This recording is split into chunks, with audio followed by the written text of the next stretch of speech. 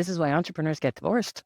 I remember there was this story about Warren Buffett's wife who ran off to be a singer, like a cabaret singer in San Francisco when her husband was worth like $1 billion. I totally get it. She wanted her own identity. More money, better life? Or like Biggie said, more money, more problems. It's every entrepreneur's dream to have an 8-figure exit. Yes, that's over $10 million. That represents life-changing family for your money.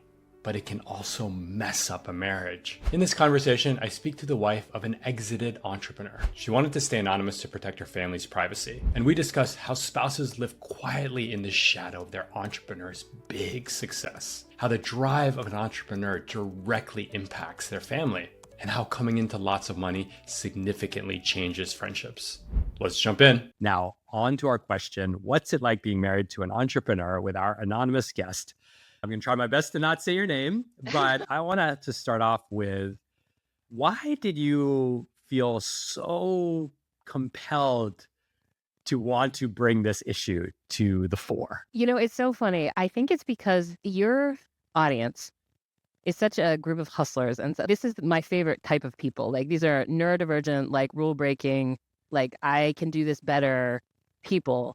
And there are so many communities for people like you guys, right? Like there is just a whole ecosystem out there of people who like want to start companies and people who can support each other and people who like want to connect you with somebody else who's doing the same thing, right? But there's no community for the people who are in the passenger seat, sometimes like non-consensually, along for the ride, right? And you're being dragged through the entire process, but there's no one to talk to about it, right? And the other thing that I really noticed about this, and this is part of why I wanted to be anonymous, and thank you so much for indulging me in this, partly is because my wife is getting to be relatively well known because her startup was really, really successful. But partly because I think that when you're really rich, which we have recently become, you lose the right to like have feelings. Like you don't get to complain about how you feel anymore, right? Everyone's like, you have $20 million. Like, what do you have to be worth? Right. And I think that if we can kind of like, you'll see this from a lot of wealthy people when they talk, and I hear it on your podcast as well, which I totally understand and I appreciate, because you sound super douchey if you're like, you know, like, oh yeah, it's not money doesn't solve everything. But like you have to kind of caveat every statement you make with, I know I'm so lucky, but I'm so grateful. But, and I was like, if I'm anonymous, like, let me say it all up front. Like, I know I'm so grateful. I know I'm so lucky. I totally acknowledge that. And also as a human, like there's some hard stuff here to talk about. And I would like to talk about it. Right. So I feel like I was hoping in this episode, just because I feel like the voice of spouses never gets heard. So I feel like there would be some people in your demographic who like maybe they haven't made it yet. And maybe they'll turn to their spouse tonight and be like, hey, I really appreciate you. And maybe some spouse out there is listening to this and they're going to be like, I feel so seen. And like if one person feels really seen, I would feel really good.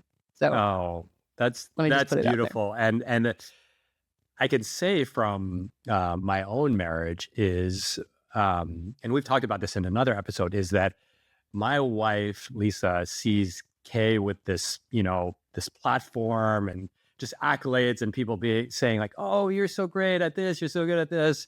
And then she's like, no one says that to me. Oh my God. She's the primary caretaker. I always give the test. It's like, if your kids are sick, which parent do they call? It's never been me. And so I don't have to carry that low grade stress and when it does come crashing down. And I'll tell you, it adds this like really strange dynamic, because as a result, she withholds praise from me. So even if I do something that she's proud of, she's like, her initial feeling is like, I don't want to tell him this, because I'm a little bit hurt that like he gets all this attention and I don't. Right, it's like you get enough attention already, right? Exactly. Like you don't need more from me, right? I'm here to tell you the hard truths, right? Exactly. Yeah, totally. And I think there's some really good balance there, but there's also it's a bit of a trap, right? Because one of the things I've noticed with entrepreneurs, and maybe you felt this too, is like I feel like it's this American myth that like entrepreneurs marry like people who want to be stay-at-home moms and like crap. Like I feel like entrepreneurs marry other pretty smart, driven people who have their own dreams, right? Yeah. And then, but there's like what I've found is this hard truth, which is there really is only room for one entrepreneur in the family, right? Yeah. And so there's this identity flip that happens where suddenly your whole identity gets submerged into the entrepreneur's identity. And just like exactly what's probably happening to your wife, like you go to a cocktail party, like everybody wants to talk to you, right? Everybody wants to know about what you're planning and what you're building and what, and oh my God, what about the stock tip and whatever. And everybody just sort of, you're like this accessory that goes to parties, And that's so irritating. It's so Oh, irritating. wow. But here's the thing, though, is that you're spot on. And I would add, being in a hetero marriage relationship, it's even more accentuated because, like, we actually live in a town where the gender, like, it feels like a little traveling like back in time.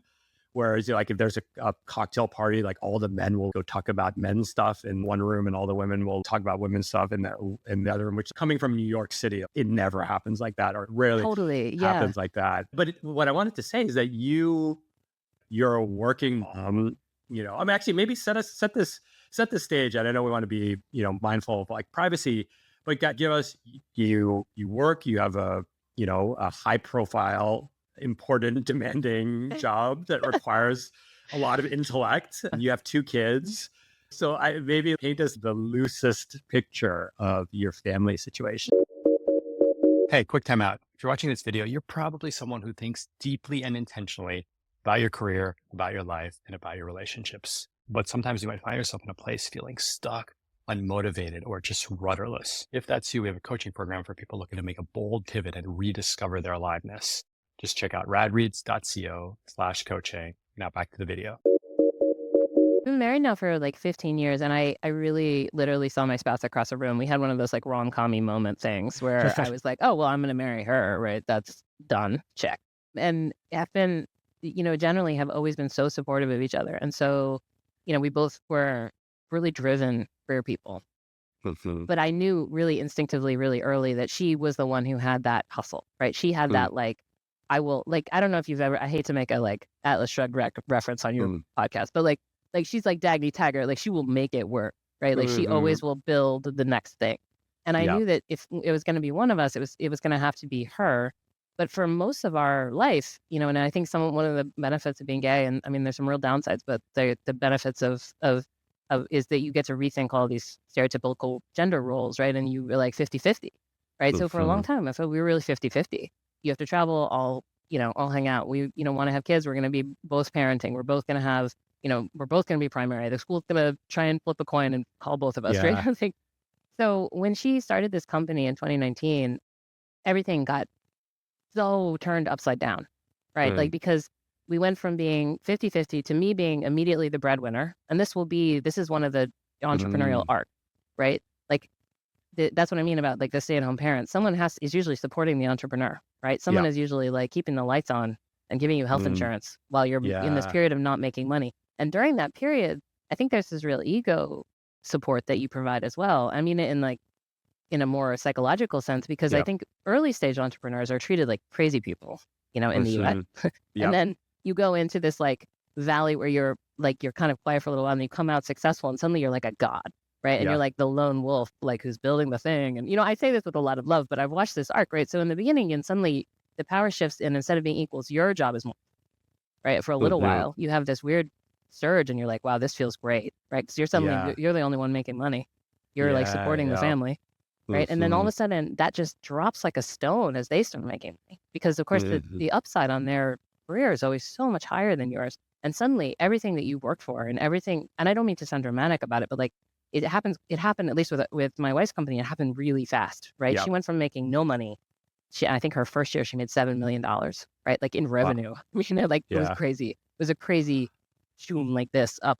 And so, but my job was really important. And then suddenly, almost overnight, it didn't matter at all. No one gave a shit, right? Like, all the meetings that I had lined up, all the hustle that I was kind of leaning in, being like, I've got to provide for my family. I got to support, keep the lights on. All of a sudden, all those meetings had to be moved because her company was blowing up. And like, when it comes down to my meeting, or hers going to meet new clients in New York, or flying out to Atlanta or whatever she was doing, like, I always was shoved to the side, and not intentionally, not in a bad way, but you're on this crazy roller coaster ride where suddenly you're really important, you're really vital. And then all of a sudden you don't matter at all. And then everyone starts talking to you, because everyone's like, they're talking to the entrepreneur. So there's this real like ego roller coaster and reframing of your entire identity as everything that Yeah. you thought you had about your power dynamic in your relationship, like suddenly your identity gets submerged, right? Your Yeah. identity suddenly, like in all functional senses of the world, like as in your human interactions, is suddenly less important. And that is Mm, wild, right? And as you can yeah. imagine, that leads to a huge buildup of resentment, Yeah. you Yeah. know? And I had this Yeah. moment where I was like, we come through this beginning parts of this, and I was like, I had this like light bulb moment where I was like, oh, this is why entrepreneurs get divorced. This is why they get Mm, divorced, right? yeah. This moment where you're like, I remember there was this story about like Warren Buffett's wife who, like his first wife, I think he ended up marrying the neighbor or something, but his first wife apparently His ran off. assistant. Yeah. Yeah, right, his assistant, Yeah. I which think ran so. off to like be a singer, like a cabaret singer in San Francisco, right? When her Whoa. husband was worth like $1 billion. And I had this moment where I was like, I totally get it. I never understood that before. Now I understand. Like she wanted her Wow. own identity, right? Yeah. Oh wow. Okay. You threw so much there, so much goodness there. So Um, can I reframe or like play back what I heard? yeah, Is so you kind of start as equals in a sense of, we're both working, maybe we're co-parenting and being gay, you co-parenting really can be more 50-50 because you don't have the norms. And then there's when the entrepreneur decides I'm going for it, the primary, the person with the W-2 job, will say, becomes the star. Like you need the income, you need the healthcare, but then no one cares about the entrepreneur because it's like this like ugly trough of entrepreneurship where like nothing's been successful, no one's talking about you, there's no press, there's no TED Talks, there's like none of that crap. exactly. And so then it flips. But I'm curious, like, is that, you've mentioned identity a few times. Is it your identity, like in like how you see yourself, or like I go to a cocktail party and people want to talk to my wife more now that she's a successful entrepreneur? Or is it more that like for all the time I saw myself as this primary breadwinner W-2, and now I'm still that, but I'm less of that, if you know what I mean? Yeah. Like, so is the identity shift like from the outside looking in, or how you see yourself? I think it's two things. It's how you get reflected in other people's eyes, right? Which Okay. I didn't think of myself as changing that much, but the Mm-hmm. way other people reacted to me suddenly changed. And then there's Mm, also this other issue, which is my job really didn't matter. It really didn't. Like I remember the other day, we checked the market bounce right after the election. We made more in 3 hours than I made all of last year, right? Like wow. the stock market just, Yeah. it moved a little up. You know what I mean? Like my job Yeah. functionally does not matter anymore at all. And I think that Mm-hmm. kind of begs that question where it's different when you're an entrepreneur and you want to do something, you want to build something that matters, and you know that Mm-hmm. there's going to be an end, there's an exit at some point. You're going to sell it, and you're going to have done a thing. You're going to have accomplished. It's Mm-hmm. another if somebody kind of walks up to a career you've been building your whole life and then suddenly says, "Well, this doesn't matter anymore, so you can stop." Mm, Like what is the closure for you as a person who had a career that mattered, an identity that was attached to that career, and like what is the closure point for you? And I think that's what everybody kind of has to mm, decide, right? It's this moment of like what am I doing this for? Right. And I think a lot of yeah. your podcast is like, what really lights you up, Yeah. right? Yeah. Yeah, you're working towards the moment where you retire, right? A lot of fire people, Yeah. you're working towards that moment where you can stop. But what if someone just Mm-hmm. walked up to you tomorrow and they were like, you can stop now. Everything you've done doesn't matter. That's so fascinating because I did not think you would come from that angle. And again, without revealing too much about your work, but like from the outside looking in, like you seem to have like a very high status, like a known job that is intellectually challenging, that require like, it's the kind of job if like someone said, "Oh, you do this," you're like, "Oh, that person's smart," right? Like that, just like from. And so I, I just had the starting assumption going into this conversation, and maybe because I would say your work is like, it's not corporate, it's like corporate adjacent. I would say that, like, it seems like the intellectual pursuit of your work is what motivates you to do the work. And then it's like I would say like a benefit, but it's like, it's also good. Like you need to make money. So it feels like a nice harmony, and this would be a little tricky talking about it anonymously, but it feels like a nice harmony between like a job that is intellectually challenging, that does, good in society, that probably pays decently. Again, that's all relative at this point. But what I'm hearing you say, and I might be jumping like one leap too far, is that if money wasn't an issue, this job is like, it's just a job, right? It's like a means to an end. Well, okay, true. But I mean, yes and no. Yes, it does mean a lot to me. And it's also the short-term validate. I mean, as a parent, right? Like you hope you're doing a good job, but like you're really not going to know for like 18 years. Like it's some short-term validation of going to work and being told you're smart and you're good at a thing is like, I think it's lovely for everyone. But I think it's also, it doesn't really, what do I say? Like if you were told you could do anything you wanted in the world, like maybe you would do something like this, but you probably wouldn't do it full time. But a lot of the jobs that we have access to that give us that kind of dopamine kick of like being really good at something, there's no part-time equivalent of, right? There's no way to be a little bit involved, or run a little bit of money or whatever it is you're doing, right? Like you kind of have to be all in. And if you're all in, you're also going to be constantly in a, not a battle, that's the wrong word, but like a negotiation with your spouse about time and about the fact that the secondary kind of secret thing is you're picking as your entrepreneurial spouse steps into their company full time, which is full plus time. Someone else has to parent, right? So you're doing kind of double duty, right? Like you have to lean into this job to do well enough to not get fired, even though it doesn't really matter. But you also need to pick up all the slack for the parenting that's not happening at home because there's that minimum threshold of parenting. Right? That you need to meet to be, I don't know, I feel like all parents have a radar that's like, oh, I haven't seen my kids enough, So like, it feels like there's this real struggle about that. Plus in the identity issues of like, you've trained for whatever it's been, 25 years in school to be good at something. And then suddenly that doesn't matter, not because you chose that it didn't matter, but because this thing happened to you. And this is again where I'm saying, I know that I'm so lucky and I'm not complaining about that, but like all spouses have to be aware that this is an identity overhaul that happens to you, right? And that you don't choose it. You're not consenting into it and you're not in control of it. It will just steamroll you. That's fascinating. So there's so many ways to go here, but and I did not particularly see the conversation going this way, which is great. But your wife had a highly successful exit, which by the way is like, 0.01% of entrepreneurs have that. Totally. And so in one way, it's like there's, you're having this identity earthquake, so to speak, of, do I need to work? Why do I work? Why did I invest 25 years into this career when, the money is meaningless and from going forward? And there's like, you flip the coin 100 other times and you are still like, your income matters, your work matters.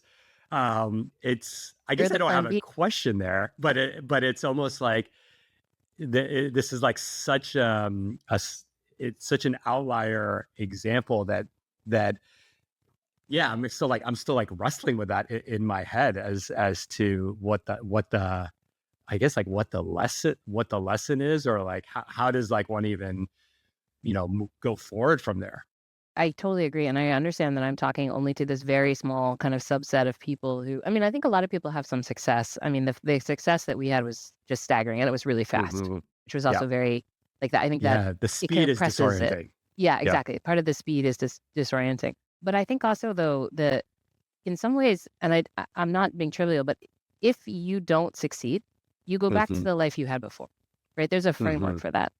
But once you cross this bridge and you become really wealthy, like I don't know, someone dumps $20 million in your bank account overnight, which by the way is a really weird, disorienting thing, right? I mean, you've scrabbled and scraped for the first, whatever, 1.5 million you have, right? And you're so proud of it. Yeah. And then you just have to think to yourself, like, everything from that, you can't go back anymore, right? You can't go back to your old life, even if your spouse is going back to a 9-to-5 job, even if your spouse is, or a 9-to-5 more role and wants to, you can't, and all the friends that you make from that point going forward, all the the information you share from that point going forward, you can never take it back. Like it's this ultimate break with the previous life you had. So you have to leave it behind. Yeah, that reminds me a lot of like there's this blog post, I forget what it was, like it's like rich and anonymous is like the ultimate place that one wants the to dream be. state. Right. Yep. And would you say though, like in your social circles, because the industry that your wife's company was in is, it's not front page Wall Street Journal type stuff. It still is kind of a nichier part of like the broader economy. How much attention was there from your, kind of obviously like your immediate like group of peers, like your parents, your close friends and all that, but then maybe like one ring out of like the parents at your kids' school? Like, do they know enough about what you do to know that like, oh, overnight, this family's life changed significantly? How did that They know, yeah. No, they know nothing. And that's the other part about that I think hits again at the loneliness, right? Because you really can't, like if you choose what we chose, I think there are two, you can pick a path, right? You can pick I'm going to go hang out with other rich people path. I'm going to own And I it. think that has some implications for your kids, right? Like you have to decide if that's something you really want to do. Yeah. Or you can hide. But if you hide, you're accepting that you're going to be a little lonely because there are going to be things that you just can't share, right? Yeah. So we made the decision, we're not going to move, we're not going to tell anybody, we're not going to, and yes, there was some fallout. In the very beginning, there was a real push to get my wife to like write a book and do more press and, kind of like stand up as like a female entrepreneur. Everybody wants to like have a story on a woman who runs a company. And I think she just really didn't like the attention, right? I think she felt really uncomfortable with it. And I'm really grateful for that. I would have supported, her if she had wanted to do that, but I felt so naked. I always wanted to be rich and anonymous. Like I'm living the dream, right? This is best. Like I don't, but I think that you just have to accept, like, and I think that, who's that guy who wrote Die With Zero? I don't agree with a lot of what he said, but Bill Perkins, right? Where he said like, you have to kind of put your friends on scholarship, right? So some of the friends that you have from your old life and you know that they love you no matter what, and they know more, right? You let them in a little more on where you are and what you do, but we end up paying for things, right? We book the house, we buy the ski tickets, we were like, we do a lot of like, hey, I have these airline miles, which by the way is a lie. Anyone who tells you that, like, you bought them an airline ticket, right? Oh, like, it's wow. fine. I and had that's no fine. idea. See, that's the difference between 20 million and 5 million. No one's expecting me to do that. No, you're right. I mean, I feel, and most of our friends don't. And the most wonderful thing about those is you cherish those people who have loved you the whole time, right? Because you know that they're there because of you, not because of any hope. They're going to get some perk out of it. But it's weird to like be at this point where all the new people that come in have to be almost like extra vetted. So again, with the loneliness thing, it's like your life just becomes so different. And I think, your marriage has gone through so much turmoil and strain during this period, and I would have considered myself before this whole thing started incredibly happily married.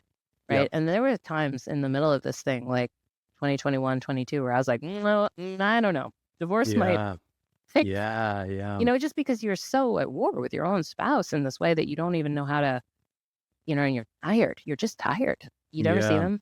Their head is always, busy with other things. Oh, I mean, my wife, one of her major critiques of me is that like you being Khe, you could turn it on for like, if there's something for your business, you could be on 3 hours of sleep, grumpy, bitching at everyone in the house. And 100%. Some like 19-year-old college kids is like, what's the secret to entrepreneurship? And then like, boom, it's like, you like transform into this like polished, positive, enthusiastic, like super, like cartoon of yourself. And she's like, it's like, why don't we ever get that right, version you never of get you? the shiny version, right? You get the like collapsed wreckage at the end of the night when you've used all the spoons on everybody else and everybody else's questions, right? Yeah. And like all the admin stuff that no one sees about businesses. And I know you must see it, but like, oh my God, the taxes and the Bureau of Labor or whatever, like the, state registry. I mean, there's just all this crazy stuff, like my wife was dealing with all this like computer equipment stuff where like she had to like send new computers to the new employees who are, and you're like, the CEO is sending the computer. That's crazy. Like there's no admin support. right? So it Yep. was like, yeah, all the world gets the rest of your spouse, and you get this like collapsed, steaming pile of shit at the end of the night, and you're like, "Hi, do you want dinner?" Right? Like, Yeah. I mean, it's Yeah. usually 9 o'clock, but And so I mean, if you walk us through, the building resentment, mm, one of the most popular posts I ever wrote was about resentment. And it was a similar thing of like the money, it was more extreme, like the moneymaker versus the stay-at-home wife in this case, hetero marriage. And it was just like, a similar thing. It's like you get all the accolades, especially when you like your entrepreneur. Like usually entrepreneurs like what they do. And so they're mhm. like, you get to do this thing that excites you 14 hours a day, 16 hours a day. And then I'm like, my wife is like, I'm a stay-at-home mom. Right. And so it was like the extreme version of that. And that resentment was gnarly because we got into this thing of like, who has it harder? Oh God, yeah, 100%. Whose life is worse? Yeah. So how did that show up with you guys? So I feel like this is a universal thing with spouses, right? Mhm. We had to. It showed up over time. It built, right? Because everybody has like a rubber band of how much you could tolerate things. You just let it go. You let it go, and then suddenly, one of those crazy, stupid things. It's like somebody leaves a drawer open, right? And Yeah, you find like the yourself dishwasher, right? screaming, right? Yeah, exactly. And you're like, why? I am being ridiculous right now. Like, what is? But it's what's happening Mhm. is this volcano eruption of resentment. And Yeah. what we had to do is like basically deconstruct everything about how we talk to each other. Like, Okay. because the only way to get through that kind of resentment, I think, is, and having come through that, thank God, but is that you have to be able to air it. And I think that in Mhm. most relationships, there isn't enough space to be like, I expected this and it's not happening. Yeah. I Yeah. thought we were on a different path and it's not happening. And then I think that gets tangled up a lot in, you know, your own identity issues as your work identity becomes less and less important. Right. And Yeah. maybe it's Yeah. still important to you personally, but it's not very important, anymore in terms of financial success or in terms of anyone asking you questions at cocktail parties, like Yeah. it's suddenly not. Yeah. So Did resentment, you yeah, yeah. big Did problem. that communication, how did you just read a book? Did you just have some common sense? Do you have a Oh no, therapist? Like we, how we did you got it. We got a therapist who basically acted, and I really understand. I don't think couples therapists get paid enough having gone through this. Never had a couples therapist before, but Yeah, basically same. they act as a translator, right? Like, like the sense of like, she's really angry because of this, right? And I don't know Mhm. why it works that the third party can like Mhm. reflect the anger, but I think Yeah. it also just gives you that little bit of space to talk. Mhm. And that worked Yeah. really, really well for each other because fundamentally, like we love each other, we wanted to be together, we wanted to be Yeah. married, and you get to that Yeah. point in marriage where you choose, right? There are moments where you Mhm. could leave, but you Yep. choose to stay. And I think all Yeah. entrepreneur spouses have these moments where they're like, I choose, I choose to stay and fight for this. Like I choose to be with you. And Mhm. I think that's a real turning point in marriage, I think, where you wake up and Yeah. you're like, I want to be here. I Mhm. choose. Yeah. Yeah. You er, have you and your spouse, do you know your like love languages? Oh my God. I have never figured this whole love language thing. I'm like that Instagram joke where it's like all of them. If you want to do any of them, fine with it. No, we have a little bit. I think that it doesn't speak to us as much as I know it does for other Yeah. people. But the thing that I realized that was pushing us the most during the whole entrepreneurial startup phase was active listening, like Okay. actively listening to the other person and caring what they actually were saying. Because in Mm. this really weird way, a lot of the communication as parents, I think, and it's just logistics, right? You're Yeah. just tossing shit back. You're tossing calendar invites back and forth, Mhm. Yeah. right? You know, like I think it's, Pickups. yeah, exactly. Pickups and drop offs and like who has tutoring. Like it's, and you to intentionally ask someone how their day is and hope to get a real answer. Yeah. It was sometimes just enough meaningful contact for me to like make it through that day, and Yeah. Yeah. Yeah. That's interesting because what I've seen in some examples is that the entrepreneurs, and I'll speak from this is like firsthand, the entrepreneur tends to be a doer. Mhm. And so like if when Lisa's mad at me, immediately I'll go clean some part of the house. Mhm. It's like, Yep. well, Is a your love messy house language is stressful cleaning? for everyone. Yeah. Just like doing shit, like paying bills, whatever. Yeah. And her and love language is it's like what you want, but also what you give. I don't know much about it, but basically hers is words of affirmation. Like Mm, she wants mhm. me to tell her why I love her. And it's actually, this is crazy because as a writer, and I adore my wife as a writer and someone who's quite good with words and just language and so on. It is very hard because she'll turn to me and she'll say like, what do you love about me? And Ooh, that's a lot of pressure. I hate that question That's a really so hard question. much. Because usually what comes out is some like hallmark platitude, like you're so special, and like, yeah, like you're a wonderful mom, whatever. And Yeah. she's like, no, like say, be more sincere, be more earnest, and it would be kind of like, oh, the way when you saw that I was feeling sad and you hugged me, like that's like the kind of answer she wants. And I'm like, Hmm. I'm not particularly good at vocalizing that kind of stuff.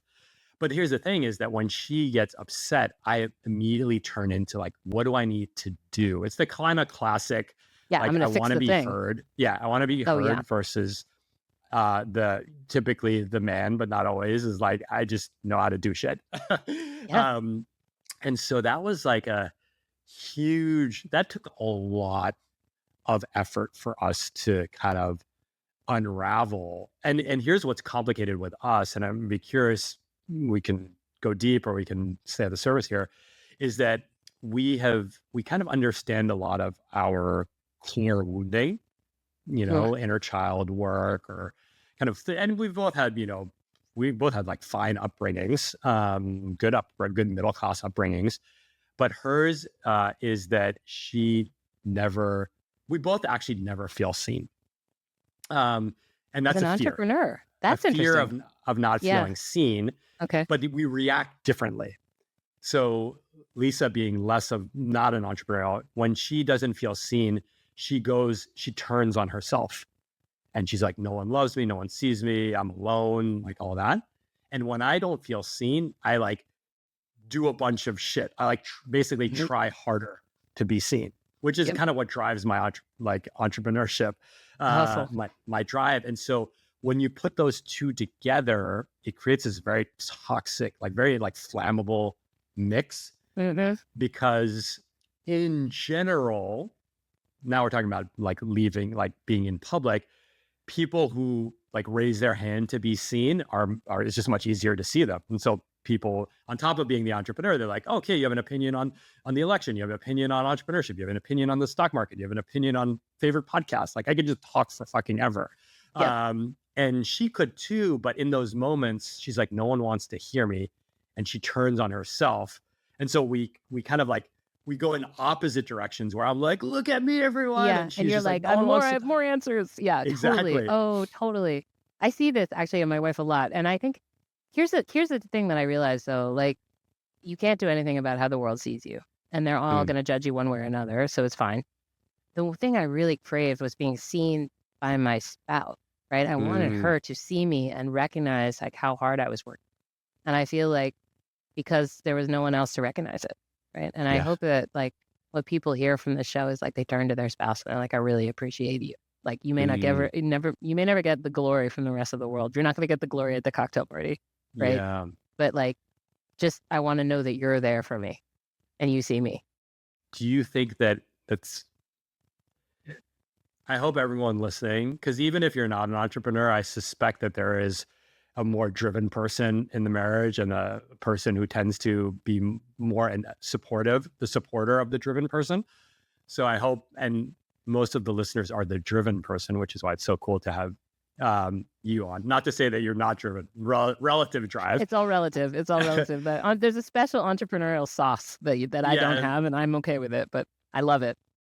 Do you think now in that moment was it hard? Did your spouse not appreciate you either from being too much in their own head, having too much going on, or another derivative is like they did appreciate you, but they had trouble like verbalizing it or saying it out loud. There might be a bunch of other pathways, but like when that being seen didn't happen, what do you think was going on in your spouse's head? Oh, that's so interesting. I think in her view, she was like, "Of course I appreciate you. Why should I even have to say that? Mm, Right? I'm doing all mhm. of this for us." Yeah. And I think that it's very much in the entrepreneurial mindset of like, of course this is us. This is our thing. This is going to be Mhm. for our benefit, Yeah. right? And one of the things that and actually what's interesting is that we ran into also problems when after the exit, and we have a piece of the equity, which is partly why I'm anonymous, but I hope that life might change and go back a little bit, Oh, because I because thought you had like maybe like, pocketed the big percentage of the money. yeah, we sold whatever 80% of the company, and or I guess it was 70, whatever, it doesn't matter. Some portion of the majority of the company. Mhm. And I was sort of hoping life would kind of go back, and then I realized this is the best and the worst thing about that entrepreneurial mindset is you're never gonna get there, right? You're never gonna be done. Mm, You're never gonna sit down and relax and go to the beach and like have a cocktail, right? You're gonna yeah. do the next thing. And so I Mhm. think there was this explosion of not feeling seen and not feeling appreciated for having gone through this also really hard thing, in the co-pilot seat, and then being Yeah. potentially like she had one day, I remember she like took a bath and went for a walk, and then she's like, I had this idea for a company, and I was like, absolutely not. Like, but I had this moment where I was like, oh my God, I don't want to. Of course, I support you. Of course, I want you to do the next thing. But like, also, Yeah. I thought we were gonna enjoy the success that you created for Mm, us, but that's mm, never gonna be the trade with the entrepreneurial, you know, that special dopamine sauce, right? It's never ever yeah. gonna be enough. And so I think that's the other trade that I had to adjust to. It was like she was like, "Of course I appreciate you, but also I wanna do more." Yeah. That's that's that's wild. And I was like, Do you "I don't know if I got it in me," you know? Like, I don't know. yeah. That's why I want to go back to that. Like, I want to. I mean, I'm not speaking for your wife, but I want to call bullshit on myself because Ooh, I let's hear often this. use the like I'm doing this for us, and the reality is that I could do 20% of this, and us would be fine. Mhm. The 80% that and I use this in like more contentious moments, and I don't do it as much anymore. I definitely was more not manipulative, but I was more coarse in my interactions with my wife before Mm. like some heavy rounds of therapy to get to kind of like the core of a lot of this stuff. But I feel like there's so many driven people, and this is not even entrepreneurs, it's just people that are, driven, especially financially and prestige driven, that they're like, I'm doing this for our family. Like, I'm working 16 hours a day as like as a partner of a law firm, like so that our kids can have everything they want. But I think it's bullshit because oftentimes, um, the parents, I know that your wife grew up in like a modest upbringing. Like Yeah, yeah, oftentimes yes. the parents don't even want, like, I don't want my kids to have wealth. Like I Yep. want them to be well off and have more than I had, but I don't want them to like drive a BMW when they're, Or, like, have their 16. trust fund when they're 18, Yeah. right? Like, I don't yeah, want to oh, give them totally. money. I don't either. But this comes to that really complicated relationship about Mhm. identity and money, because I think the reality is, and most of the entrepreneurs would agree, I think secretly with you calling bullshit, they're not starting companies for money. Nope. That's the crazy tension I that is know. like most of them are solving problems, and the money is just the scoreboard, Yeah. right? So Yeah. Yeah. it And doesn't I really think you're never gonna get there. You can't get there by measuring money because they never were doing it for that in the first place. So, it's even like there's like a level of gaslighting there for the spouse that is like pretty yeah. Oh, pretty 100%. I insane. see it. I see it. And it's really, you can say it in a social circle and people are like, oh, like they give you like a pat on the head. You're like, what a good father, what a good mother, right? But like everyone know, like if anyone that's been in that seat is like, it's just like the ultimate gaslight. It's like, 100%. and I would say that I think the mission of like whatever problem the entrepreneur solve, like I think that plays a role, but I think it's even more crass than that, at least speaking for myself. It's just like, I like people thinking that I'm the shit. Yeah. And you wanna be seen. as Exactly. being kind of the shit, right? Yeah. Like that has nothing to do with money. I mean, money is one of the token measurements of it, but it's really Yeah. not about money. So this is the other thing as an entrepreneur's wife, you got to accept that like once you're on the Yep. ride, you're on the ride. Like Yeah. you go through the first company, that's just the first. Yeah. Oh, that's funny because I feel personally, I feel lucky. I mean, my entrepreneurship journey has not been like your spouse's in that there's not like these like giant pools of money waiting for what I do just by virtue of what I've chosen to do. But do you think that, You have fame though. I think that's a different, they're yes, different things that you pull levers on, right? oh, for Like sure. my wife, she Good call wanted to, out. Yeah. yeah, I think she really wanted to solve a specific problem for her industry that she Yep. felt like had been totally ignored, and she was gaslit by her own management and then went Yeah. out and proved them wrong, right? Yep. For you, I feel like it doesn't really matter so much about the money because everybody knows who you are and you're in the freaking Wall Street Journal, right? Like, Yeah. Yeah. awesome. That's success. Like, Yeah. don't Well, undercut that. it's funny though, because in the books From Strength to Strength by Arthur Brooks, he talks about the four Great book. false idols. Mm-hmm. And it's money, fame, power, and pleasure. Mm-hmm. And you know, his argument is that these are kind of they're tripwires around, you know, like truly being satisfied, like true fulfillment, true being at peace with yourself effectively. And what's so funny, and I'm glad you pointed it out on me, is like basically what I did was I got the first one on Wall Street. I got the money. Mm-hmm. And I'm like, oh, this is cool, but it's like any It's not hitting. dopamine, yeah, like any Yeah. dopamine inducing activity, like the dopamine ain't so good anymore. And so then I went on to fame. It wasn't even conscious because I didn't quit and like I'm going to be like being an influencer 10 years ago wasn't even like the real thing. Yep. But I saw little green shoots of like, oh, people like what I say. People want to write about me. The Bloomberg wrote a story about me 10 years ago. They're like, ooh, this feels the dopamine from here. That feels good. Really good. The crazy thing is that the fame, the dopamine's worn off. Oh, interesting. And so You got to go on to the next thing. So what's next? Or you need more. Power has never really excited me. In kind of the K Street sense of influence has, but power in that sense. Pleasure is an interesting one. Like, I mean, no, like doing drugs and blow and whatever. I'm like, Yeah. But I do like to like feel good, like sustainably good, like, you know, hanging out with friends and things like that. But it's an interesting thing, it's kind of like the hedonic treadmill gone like the meta hedonic treadmill. Yeah. It's like, oh shit, like I'm running out of things to do that bring me dopamine. Yep. And I wonder if your wife will, I mean, I've spoken to her, so I know that she's definitely like feeling flashes of that. Oh yeah. But I wonder what that will translate. Because I mean, a lot of people that start second companies are like the dopamine just the dopamine just ain't cutting it here. Yeah, exactly. Well, also the bar for failure is just not there. And sometimes you need that pressure, right? Yeah. That first pressure of not having money and then safety net, right? Is it really pushes you in a way that you're never going to be able to repeat the second time. But I do think there's something there about, and maybe this is also something that spouses are really helpful for, right? Like we see you guys, right? We see who the world sees, and this like person that everybody wants to like, you know, like, oh my God, and the fangirling, oh my God, sign my book back.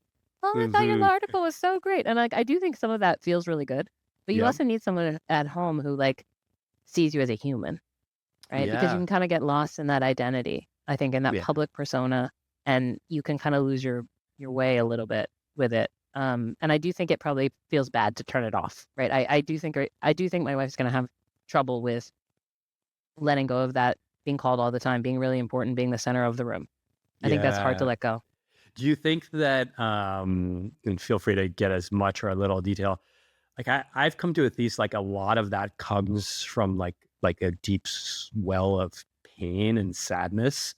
And it's almost like there's this quote, I think it's by Einstein. It's, you know, a problem cannot be solved by the level of consciousness that created it. And so if you're trying to be like, if you're trying to use entrepreneurship, I'm not saying this about your wife, but generally, if you're trying to use entrepreneurship as a way to feel seen, like more entrepreneurship won't solve your problem, your need to be seen. That No. has to come, whether it's like relationship you had with your parents, God, fear of death, like, Yep. like all these kind of like more orthogonal, traditionally orthogonal kind of diseases, so to speak, right? Yep. I How, agree. how do you think that plays out for your wife? I think that we're really lucky to have this amazing community here of entrepreneurs. I call them like the mini Davos, like just a bunch of people who've started really cool stuff. And what I've seen as a common principle in them is they are terrified to sit still. Like they are Mhm. terrified to just be alone in a room with nothing to do and no phone and no internet connection for 3 hours. Mhm. That's No one terrifying. asking for Right? you. And I kind of feel for me, like, I think that's always the next, like after you find that success, you have to figure out how to, Mhm. and Yeah. I think that, and when you stop, you have to figure out how to achieve maybe that next level of consciousness where you can just, your brain is always going to be yelling a million different things at you and you Yeah. have to learn how to turn down the volume. And I do think like sometimes that's where, like me as a neurotypical person, I sometimes think I help with that, right? Because I can be like, Yeah. hi, just want to reflect back to you what's happening right now. Like Mhm. you're trying to Yeah. start a shell company in Delaware Mhm. right now. It's 9:30 at night, right? And like Yes. we could just watch like the Great British Baking Show, or Yes. like I just think sometimes you help them turn it Mhm. down a little, but it's really, really, really, really hard. And I think that I don't know. I really tend to think that being really driven and really ambitious is does not line up very well with being happy, Yeah. right? I think happiness is something you have to really actively engage and work for and search for and really be willing to look at yourself. Because a lot of Yeah. the people I know who are entrepreneurs, they're running so fast and they're so busy, so they never have Mhm. to address any of those voices. And Yeah. I'm not saying there's, I'm not putting that on. I'm not psychoanalyzing anyone, but I do feel like it's okay to sit still. And if you can't sit still, there's probably something going on. Yeah. How familiar are you with the Enneagram? Oh, so I know about it. I mean, I think I'm too old to like have engaged with this on the level that I saw it on the Okay. internet. But tell me, what do I need to know? I don't know much about it. It's kind of a personality assessment, but what I have found is that most of our listeners are Enneagram 3, which is the achiever type. Mm-hmm. And what's incredible about it, I've never taken the test, but I read the description of it and I'm like, oh my God, I feel so seen. Mm-hmm. And it really is like, um, basically it's like there's the need to achieve. They're charismatic, they're hardworking, they kind of like they can will things into existence. Western society tends to celebrate this character, like we have movies like Absolutely. Yeah. Billions, TV shows like Billions and Succession, whatever, Yeah. off The of that heroes. archetype. They're the heroes of capitalist society, but it's all driven from a place of like a fear of unworthiness. Mm. And so it's just like, it's like kind of like a leaky bucket. It's like you just pour more ambition into a bucket, but like it just comes out of the hole because the container is not like rigid. And so it hit me like, because I never heard of, I heard of it, but I never looked into it. And then like years later, and I know all of our listeners, because I suspect that just based on what you've voiced that you're not a 3. Mm-hmm. But what I realized, like for like 10 years of RadReads, I'm like, wow, I bet most of my readers are 3. Mm-hmm. I'm a 3. And what I have done so well without even like doing it on purpose, so to speak, was just like, I like let other 3s be seen with their own language, right? Mm-hmm. Again, that like Yeah. is like entrepreneurship, Wall Street, like kind of that sliver of Western society. And it's just like, it's really, I forget where I was going with this, but just to like to see yourself in that way. And that's the work that I've really been focused on, is like I fundamentally feel like I'm not worthy of love, even though I'm surrounded by people who love me at Right. And by any every. metric are successful. Right. Yeah, and it's still just like I feel like, and much longer, so I feel like it all could be taken away from me. I feel like it's all fake. I feel like it's all conditional, like all these Totally. bullshit stories that I've spun up in my head that, by the way, have served me really well, like, because they drive entrepreneurship. But then when I want to step off, I'm like, wait a minute, I don't like can I be 46 and like just believe that I'm worthy of love? Like, Totally, like right? without Can we starting just another stop? company. Oh my God. Yes, exactly. Without selling a book or, Yeah, doing the next thing. Yeah, totally. it's really, really, and it's such a weird narrative that we create, right? Because everybody wants to be successful, but then we're like, and then you have time for self-examination later. Great, I wonderful. know. That'll be fun for you, And I feel Yeah. like there should be, like, to be an entrepreneur is an amazing gift. And sometimes Hmm. I'm like, I don't think I'm really jealous of it, but I really love it. I love it. I Yeah. love the ideas that come out from the entrepreneurial friends that we have. I love the way that they just believe the world can be better and that the rules don't really apply to them because they're Yeah. kind of stupid. Like I want to have that mindset about the world, right? That Mhm. I just can do better. Yeah. But I think that we hero worship them too much and we do this too much like lone wolf, like you did this all by yourself, you genius, Yes. thing, which is feels really good, I think. And it's often not untrue, but there's Hmm. always this support layer, right? Of Yeah. people who love you and who Yeah. were there for you and supported you. And the story is never about those people. And I think that's Yeah. okay as long as Hmm. the entrepreneur knows that like we're here and we see them and we love them and Yeah. can you just turn and look at us sometimes and be like, I hey, I see know. what you sacrificed and it's cool. Thank you for Yeah. doing that. Right? That Oh, worked out. that's so beautifully said. And again, I can see so much of that in my own marriage where it's like it's not you said earlier, it's like, oh, well, like, do you not think that your wife feels that way? It's like, no, but I do believe that she thinks that, but it's like there's something about like stopping and saying it out, like saying the unspoken out loud Hmm. and the sincerity of it that is really powerful. And yeah, I guess like maybe like if we could distill this to like advice, it's like what like there are lots of people like your wife in different industries and phases of entrepreneurship. Like if you could like be like, hey, I need you to like there have a unique perspective.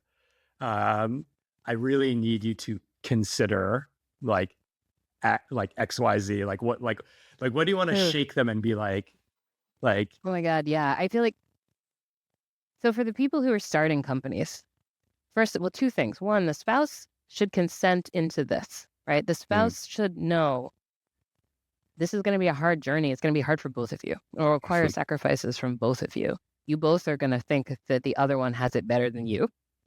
And you have to believe that you're on the same team. mm, And you have to appreciate the work that the other one is doing, knowing that it's going to be different than yours, yeah, right? And then you have to, I think as a spouse, you have to kind of square in your own mind. I mean, I recommend you square in your own mind where your validation comes from.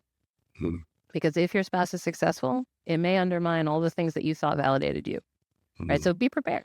Like know that that might happen and think about how that's going to feel and know that your spouse isn't doing that to you, but it's going to happen as a consequence, right? yeah, And then entrepreneurs like look back and love and appreciate your spouse because if you're successful, then they're going to be one of the only people in the world who sees you for who you really are, not the you that you're going to show to the rest of the mm, world and the glossy, pretty version that like it's on the magazine covers. Like they're going to see who you are, and that's going to be more and more valuable to fewer and fewer the people that can do it.